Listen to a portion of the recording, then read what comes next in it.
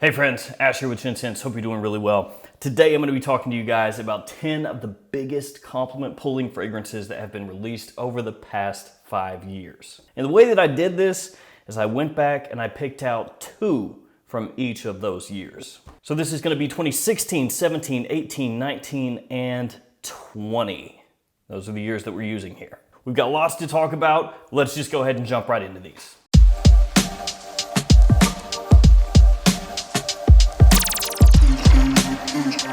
Now, most of these you can find nowadays at discounters for a much better price than when they were first released. And I'll link each one of these below. So I'll have 2016, 17, 18, you know the drill. So if you're interested in those, check those links out, save yourself some money, don't buy these at full retail. And I'm also gonna give you guys some other really big popular compliment pulling fragrances from these years, even though they're maybe not in my 2 that I selected from the year. There are other ones that you should know about. So we're starting off with 2016. The fragrances that I chose for 2016 as being the best compliment pullers, at least for me, are Versace Dylan Blue and Ferragamo Uomo. Some other big releases from 2016, Armani Code Profumo, which is really huge, and I would bet a lot of you would actually put that in over one of these 2 fragrances.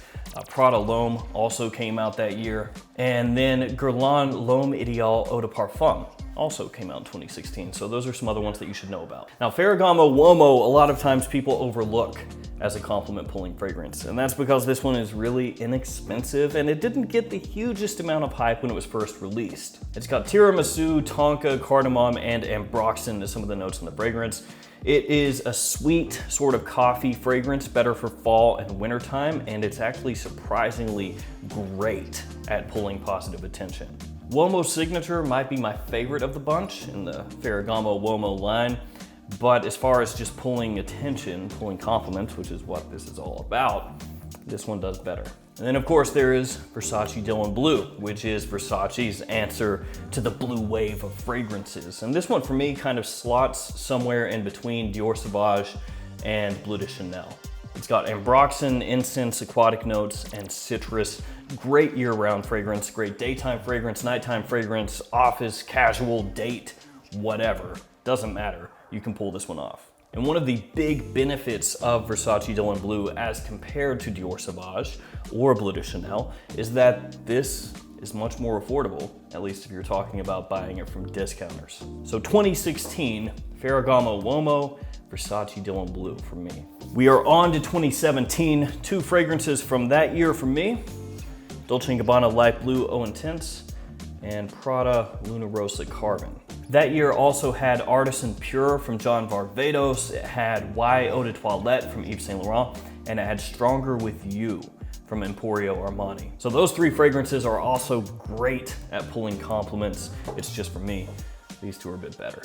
Light Blue Eau Intense. This one has citrus, including grapefruit and orange. It's got C notes, it's got amberwood, and right up until this year, this was my favorite light blue flanker. For me personally, Light Blue Forever has overtaken Eau Intense, though for a lot of people, they're still gonna enjoy this one more. I just really like that rindy grapefruit in the opening of the new one in Forever, but this one has much more of a focus on that sea saltiness aspect of the scent. Fantastic for summer, great daytime fragrance, office safe as well. This one is a killer attention grabber. And then Luna Rossa Carbon. Talked about this one a bunch over the years. This is basically Prada Dior Sauvage. So it is taking a Dior Sauvage type smell, Dior Sauvage DNA, whatever you want to call it, and productizing it, making it smoother, less aggressive, a little bit more rounded off. It's got lavender, ambroxan, metallic notes, bergamot.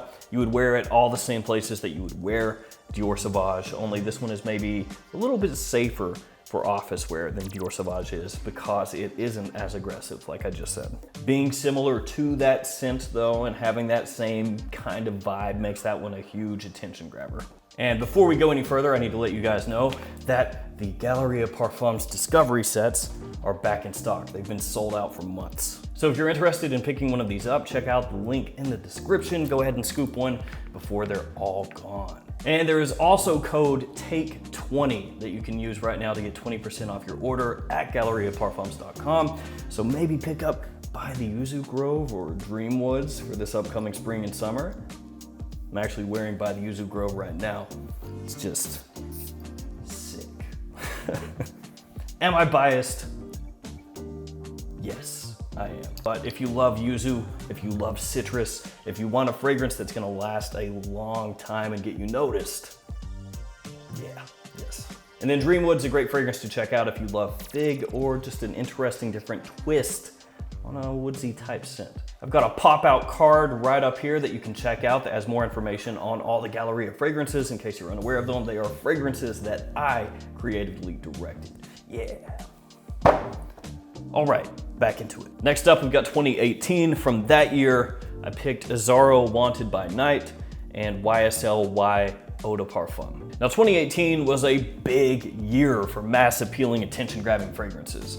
There was Dior Sauvage Eau de Parfum and Bleu de Chanel Parfum. So you had both of the blue fragrance kings, if you want to call them that, come out with flankers that year. There was Eros Flame from Versace, there was Uomo's Signature from Salvatore Ferragamo, and then there was Luna Rossa Black from Prada, all in that year. Y Eau de Parfum has apple, sage, ginger, and amberwood. And this one, Y Eau de Parfum, is really what took the Y line and elevated it up to be on par with Dior Sauvage and Bleu de Chanel in a lot of people's eyes. Y Eau de Toilette is also a great fragrance for just casual wear or to the office. It is a big attention-grabbing fragrance, but Y Eau de Parfum absolutely dwarfs the Eau de Toilette in terms of just mass appeal. It's definitely a sweet blue fragrance. I mean, there's no way around that. This isn't a fragrance somebody is gonna smell and be like, wow, what an artistic masterpiece. But 99.9% of people that smell this are gonna be like, whoa, what do you have on? It's almost like Aqua de Jo was back when that first came out.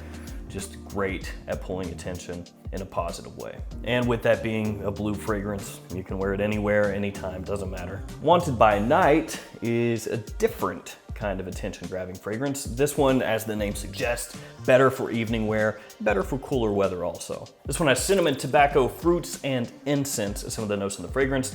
And instead of going for just maximum versatility, maximum appeal to as many people as humanly possible, this is trying to be just a really sexy, alluring, mysterious kind of scent. And this, in my opinion, is still the best fragrance that has come out in the Wanted line. The Most Wanted came out this year, and that one's solid, but Wanted by Night does its own thing, and it does it very well. The Most Wanted, you can look at that and say, yeah, you know, it smells like a little bit of this, a little bit of that, but Wanted by Night, nah, does its own thing. Up next, 2019, and I chose Code Absolute from Giorgio Armani and Explorer from Mont Blanc. And this year also had a lot of releases that were pretty good compliment pullers. You had Sauvage Parfum come out by Dior in 2019, so they were 1 year behind Chanel, you know, Bleu de Chanel Parfum, and then the next year, Dior Sauvage Parfum. You had Stronger With You Intensely by Emporio Armani come out in 2019. You had K Eau de Toilette by Dolce Gabbana, and one of my favorites, Halloween Man X, also came out in 2019. So, Code Absolute.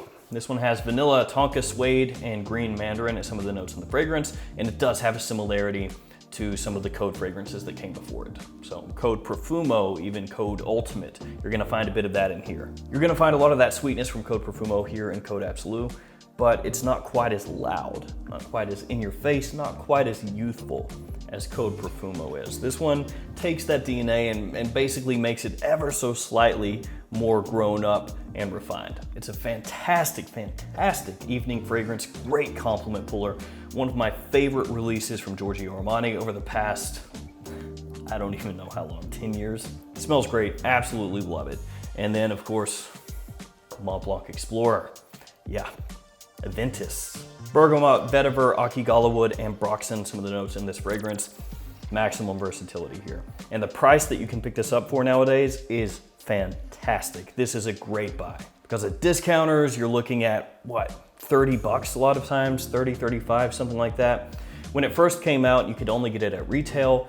It wasn't quite as attractive. But now that you can get it for that price with this presentation, which I think looks very good, and with the versatility this has, the compliment factor that this has, I think it's hands down a must buy.